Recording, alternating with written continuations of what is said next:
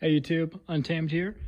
As you can see from the title, today I'd like to talk just real briefly about my opinion on the way ahead for Toyota, and specifically, of course, the way ahead for Toyota within the United States here. But before I jump into that, I would like to just offer, I hope you guys are remaining safe, and I hope you guys are doing okay during these crazy times, with the whole coronavirus pandemic going on. It's definitely wild times, So I hope you guys are doing okay. I know this is affecting different people in different ways. Some people are being laid off work, and a lot of people, I should say, are being laid off work, and it's just, they're struggling a little bit more. And I hope none of you guys are really fitting into that category. But if you are, I hope this coronavirus thing will be behind us sooner than later. I kind of leave it there because I know there's a lot of mixed opinions on it, right? So, I mean, you're either on one side of the fence where they're thinking that we are completely overreacting, overreacting for the quote unquote flu is what, a lot of people refer to it as, even though it is different. Or, there's the other side of the fence is, we aren't doing enough and we didn't do enough, blah, blah, blah, blah, right? So I'm not going to dive into it because I know it is kind of a controversial topic, but bottom line, I hope you guys are doing okay out there, and I hope you got toilet paper.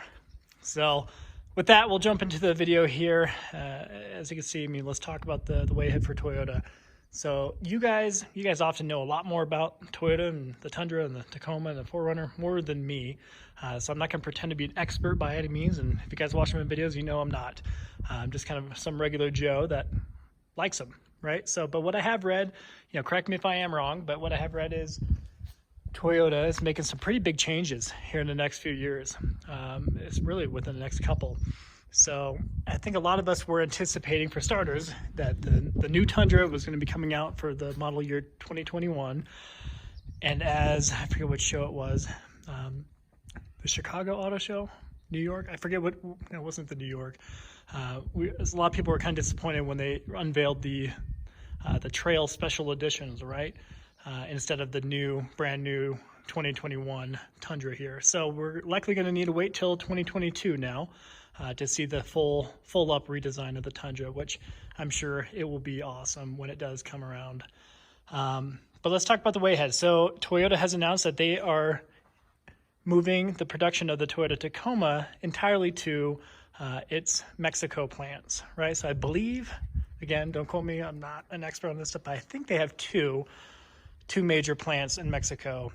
And as of right now, the Tacoma is predominantly built out of the San Antonio plant there in Texas, along with the Tundra here. The Tundra is entirely built out of that Texas plant.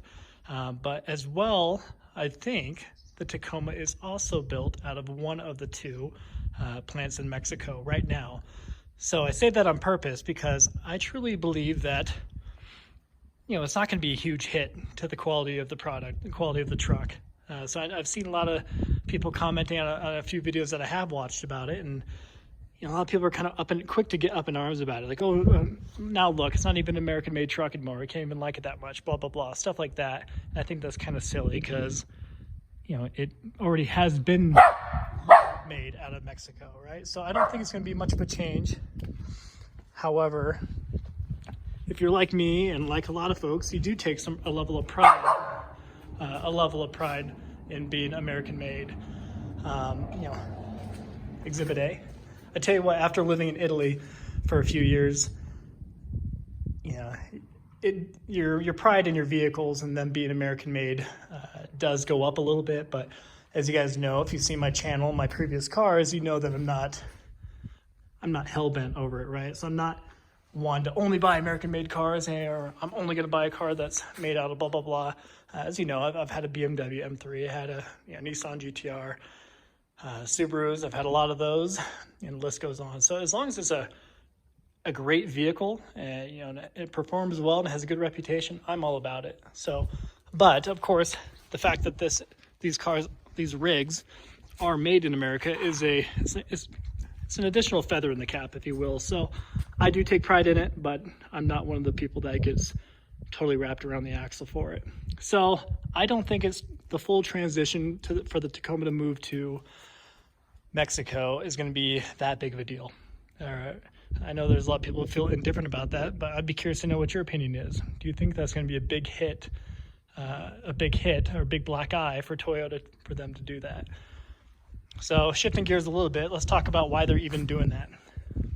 So the way I understand it, again, this is, please let me know if I'm wrong on this, guys, but they are doing that because they're making some pretty big movements, right? So they're investing a whole lot of money within their Toyota, their United States plants, and they're doing some shifting around. So the Toyota Sequoia is currently made in Indiana, and for the year 2022, they will have fully transitioned that production to the San Antonio plant. So they're making the San Antonio plant larger. They're adding a lot to it, making it more robust. But they are moving the Tacoma out fully and putting it in their Mexican plants. And the Sequoia will be then full up built out of the Texas plant, along with the new Tundra come that time.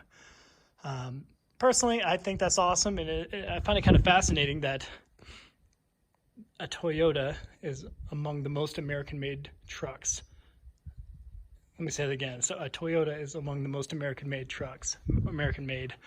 I find that fascinating. So obviously the Chevy Silverado and Ram and all those guys, a lot of them are built or have parts that are built out of America. But if the stats still ring true, it's been a couple of years since I looked at it, I think 80% or 75% of all the components of the Tundra here in particular are made in America. So I think that's pretty cool, a Toyota being among the best. So let's talk about this actually a little bit. So the way ahead for the Tundra, if the rumors are true, this guy here will be getting a different power plant underneath the hood. And I'm kind of indifferent, so I'm purposely going to speak out of both sides of my mouth here for a minute. So I do think it is long overdue for a change. I'll definitely agree with that. But then again, I do think if it isn't broke, why fix it? And I think the Tundra here is a phenomenal rig, and I love it. And this engine here, it has pitfalls, of course, and the major obvious one that we all talk about, we all know about, is the fuel economy, right? So, we're talking 13 to 16 miles per gallon, depending if you have a tailwind or not, but you make up for that with the reliability. And I know we've all heard that a million times, and it's almost getting old at this point, but it's true, right? I mean, you got so many people who have these rigs and they get them up to 500,000 miles or more, 1,000,000 miles, right? And with minimal maintenance or minimal issues with them or repair needed. So I think that's a pretty good trade-off. So for that reason, I take a lot of pride in having this 5.7 liter V8 here. And if you guys are not familiar, for the few of you that are not, this does have a 5.7 liter V8. It has I think if I'm trying to remember right, 381 horsepower and just over 400 foot-pounds of torque, 401. So obviously those numbers today, in today's day and age, are really not that monumental, right? I mean, we're used to hearing 450, 500 horsepower all day long. So when I give out a 381 horsepower, that's not too enticing. But really, for what this truck is, do you really need more than that? So, and don't get me wrong, I'm just as American as all of you guys out there. I'm all for always having more power, but I don't know. It does feel like this is just right. Obviously, I have a bias. I own the vehicle, but it feels right. I mean, I've had the Raptor before that had 450 horsepower, even more torque, and I don't know. I mean, it was fun to drive. It was wicked fast, but it wasn't. I don't know. It didn't feel like it was necessary. I mean, if I want to go fast, I'm gonna hop in that guy right there. So maybe just for me and my needs, it didn't make a whole lot of sense. So 5.7 liter V8, what else? So we have the Land Cruiser. The Land Cruiser is also changing right here shortly. I forget if it's 2022 or I forget what year it was. Let me know, guys. But it too will be changing out its 5.7 liter V8. The same engine that the Tundra has here is what the Land Cruiser has.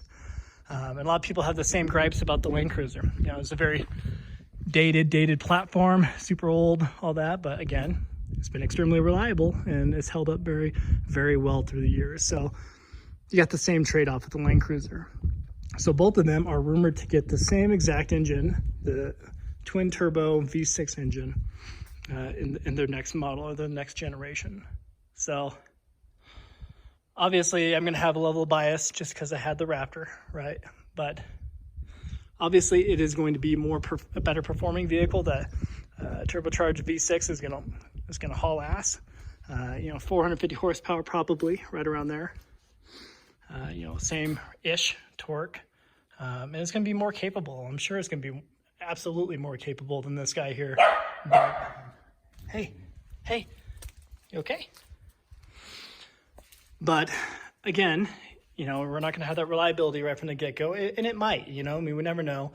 Whenever you strap turbos onto something, historically speaking, I should say, it tends to be a hindrance or a detriment to its overall long-term reliability. So I am a little nervous to see what that actually looks like and how that unfolds. And for that reason, I'm actually very happy that I did get this rig here. I'm happy that I'm getting among the last iterations of this 5.7 liter V8, if they actually end up making this change that's rumored right now. Heck, they could. I mean, let me know if you guys have seen otherwise, but they could still have a V8 option, and they still might sustain this 5.7 liter V8.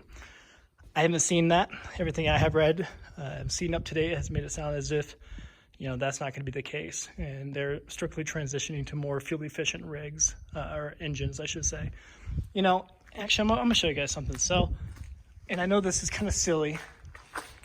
Trust me, I'd like to think I'm not the guy with the ego, even though I bought a Raptor, right? Not that type of guy, but I'm going to pop the hood here real quick.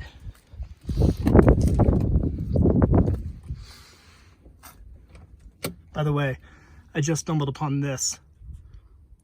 This right here raises up and down your headlights. So that was actually a gripe I had about this truck from day one, is that the headlights seemed kind of low. Only to find out that I had it on the lowest setting here. So when I found that, I flipped it all the way up, and it brought the headlights up way up, and it's just perfect now. So I kind of feel silly for even admitting that it took me so long to figure that out, but I'm happy I found it. Anyways, let's pop the hood real quick.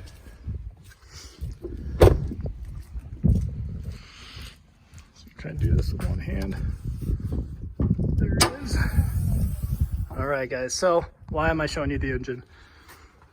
If you guys have seen a review of a Raptor, you know what I'm about to bring up here. So they pop the hood on a Raptor. They end up showing the engine bay, and the little 3.5 liter V6, twin turbo V6 is way tucked in there. And they almost got to come up over it and look it down inward into it. And they got a ton of plastic on top. It says Ford Performance and all that jazz. But, sorry, my dog's going crazy. But the fact that they have an engine that, yeah, Peanut? I'll be right in, okay, little bug? It's refreshing to pop the hood and actually see an engine that actually fills the engine bay. And I know that may seem superficial, and I might get some flack for that, but it just feels right. Especially the Raptor, right? The Raptor is huge. The Raptor has giant, bulky fender flares coming out here. This is way subtle by comparison, you guys know. And it's just a big, bulky front end on the Raptor. It's huge. I love it. I think it's awesome looking, so don't get me wrong, I'm not bashing it. But then you pop the hood and you look in there, it's just a tiny little power plant. A faster, more capable, quote unquote, power plant, but I don't know. So it just feels right having a full engine bay in a truck like this. So I figured I'd just show that to you real quick. I'll shut that better. But at any rate, I will wrap up this video here.